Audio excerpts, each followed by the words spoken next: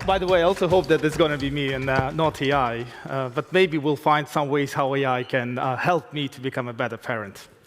So to start, I decided to avoid flights and rather have a conversation because I think that's a topic important enough to have a conversation with a group like that. So let me ask you, who of you have had kids? All right, a lot of you.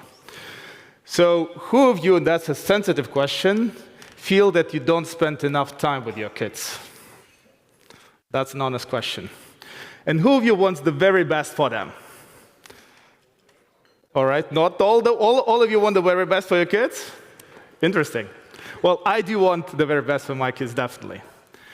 So, you know, when you look at technology and how technology shaped the society of the last couple of years, you find there are several developments that are quite significant. In fact, before I start that, I want to share a personal story. So I graduated from SEP 24 on August 3rd.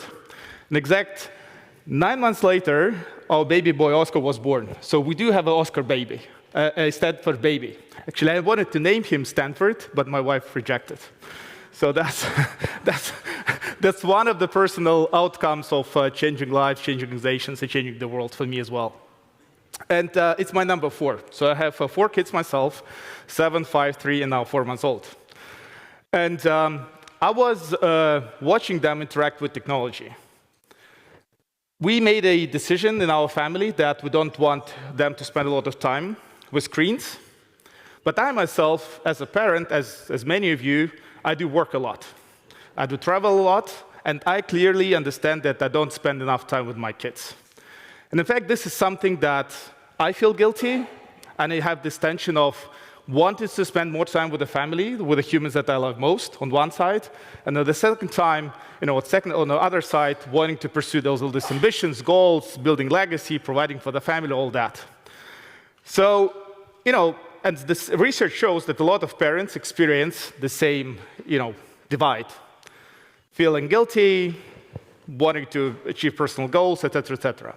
In fact, fathers, on average, spend about an hour a day with their kids below 18.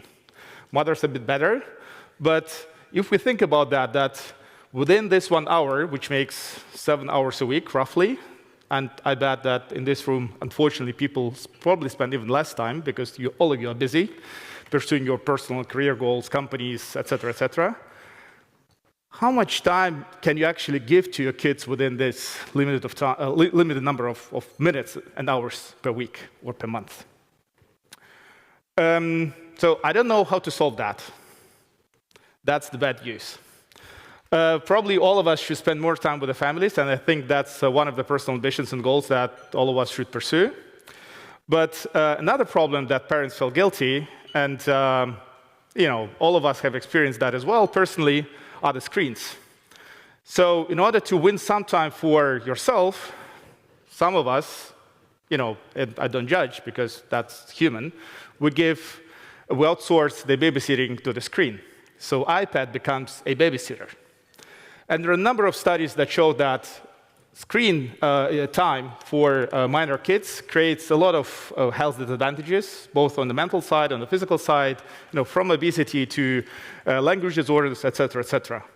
So we have this challenge of, on one hand, spending more time with the kids, using technology, and of course, in the age of AI, we want our kids to benefit from all this new development. We want them to learn how to interact. I think number one important skill for us as executives, but also for our kids of the next generation, will be to interact with this technology in a proper way.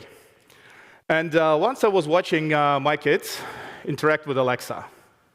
And they started it a while ago, and asking questions and fairy tales and stuff like that. I was thinking, what if actually Alexa would be a bit smarter? Unfortunately, it was not that smart back then. Debatable if it's that smart today.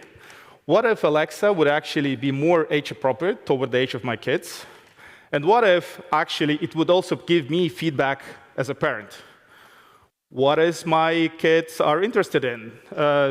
Based on data that they spent with Alexa, what are maybe the hints and benefits that I could improve?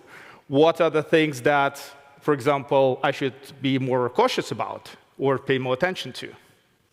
So this is how the idea of Benny was born. It's not a final product yet. We built a prototype, and it's fun to see how we interact with the kids. But it's all about how I can become a better parent based on the data that is generated by the AI, but also how AI can interact with either children or actually in other use cases, elderly people, and actually help them to develop and grow.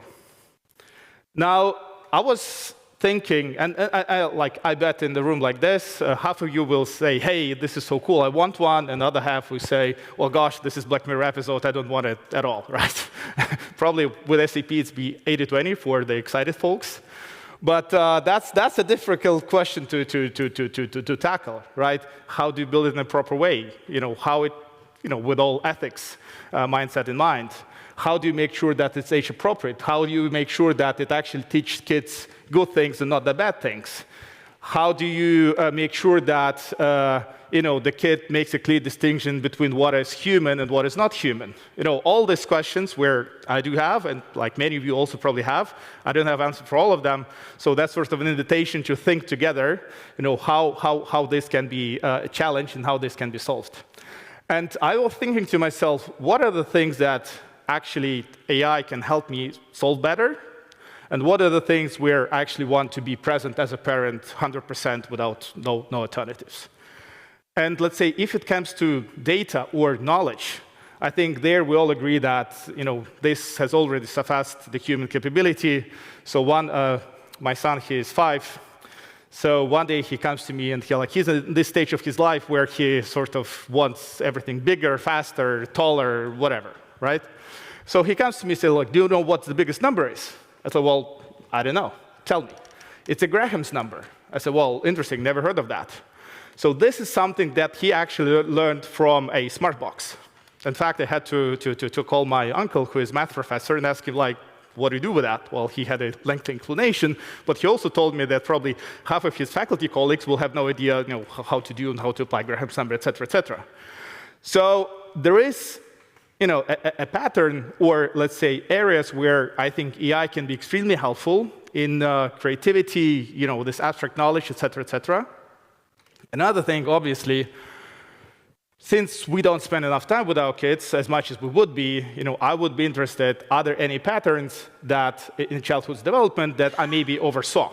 So again, it can enhance my capability as a parent, and maybe there are some things or some conversations that a kid can have with a AI toy, let's put it this way, that he is struggling to have with me as a parent. So maybe there are things where I can intervene. But there are other things where I say, okay, this is a no-go. So for example, setting boundaries. What is good and what is bad? I think that's a very important part of education, and we clearly don't want to outsource this to any AI or machine, et cetera, et cetera. Love, hugging, spending time outdoors, all that clearly will not be taken away by AI, at least I hope not, right, in a lifetime of us. Creating memories together. This is something that is extremely important, and having time, spending time together for the kids, which not be covered by AI in the near future. So I think to sum up, it's clearly that AI will be teaching and educating our kids to a large extent. So I think it's our job to make sure that it does it right. With this, I end my speech. It's an invitation to all of you. Speak to me. You can also visit heybenny.com, sign up for the waiting list, or just write me an email, and let's make sure that it actually does it right, and let's build something meaningful that our kids or our grandkids can use and live and prosper, et cetera, et cetera. Thank you. Thank you very much.